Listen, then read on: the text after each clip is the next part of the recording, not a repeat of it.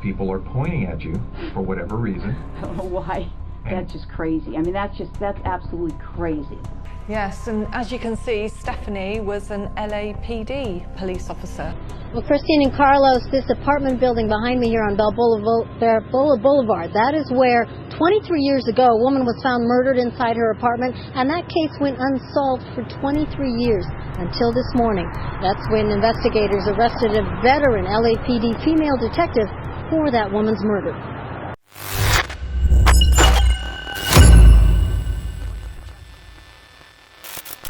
In the glittering city of Los Angeles, where stars are born and secrets are buried deep, the tale of Stephanie Lazarus unfolds, a narrative so chilling it's almost fiction. Stephanie, political science major turned dedicated officer of the Los Angeles Police Department, was known for her commitment to justice. However, a sinister side lurked beneath the facade of her badge, a dark obsession that would lead to a horrifying crime. Back in the 1980s, Stephanie was romantically involved with a man named John Ruetten. Like any youthful romance, they shared dreams, laughter, and affection.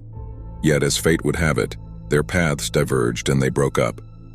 John then fell in love with a young, interesting woman named Sherry Rasmussen, who was then a successful nurse. One cold February morning in 1986, Sherry Rasmussen's peaceful life was shattered. The door to her home creaked open.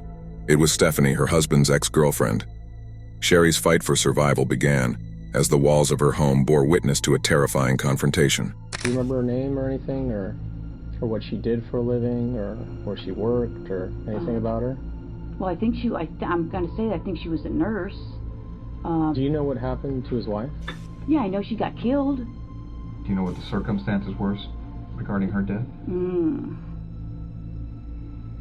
Jeez, let me think back. Geez, I don't know if it was, if it was a burglary or something. The initial investigation misdirected the police towards a false narrative of a burglary gone wrong. Little did they know, the monster they were hunting was one of their own.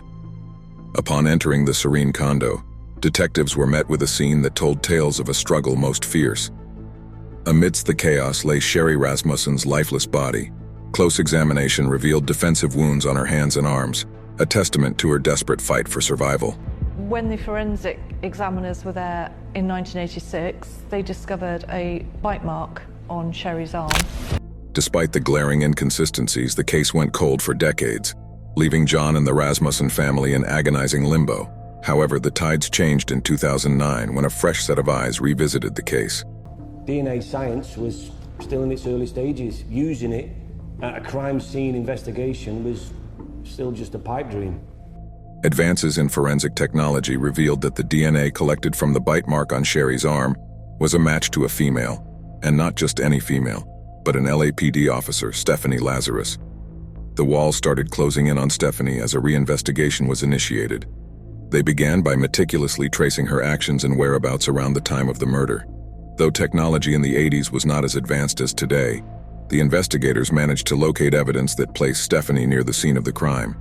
With enough evidence, Stephanie was finally arrested in 2009. She was then working as a detective in the LAPD's art theft unit. The trial was a media frenzy, with every revelation further solidifying the narrative of a scorned lover turned killer. The courtroom was a battlefield as Stephanie's defense tried to poke holes in the prosecution's case. I mean, if you guys are claiming that I'm a suspect, then, I got a problem with, with that. Okay? So, if you're doing this as an interrogation, you're saying, hey, I'm a suspect. Well, now I got a problem with, now you're accusing me of this? Now, what we'd like to do is, obviously you know about all the DNA stuff and things of the nature that, gets done on cases nowadays. If we asked you for a DNA swab, would you be willing to give us one? Maybe. Because now I'm thinking I probably need to talk to a lawyer. Okay. I mean, well, because I know how this stuff works, and now it almost sounds like you're trying to pin something on me. No, now I got that sense. Okay. All right. On March 8, 2012, after a 3-year-long trial, Stephanie Lazarus was found guilty of first-degree murder and was sentenced to 27 years to life in prison. The tale of Stephanie Lazarus serves as a reminder of how obsession can corrode the soul, leading one to commit unspeakable acts. As of now, Stephanie Lazarus is incarcerated at the California Institution for Women in Corona, patiently waiting for the possibility of parole in 2034. Reports say she's still fighting the legal battle to this day with a string of appeals, all of which were denied.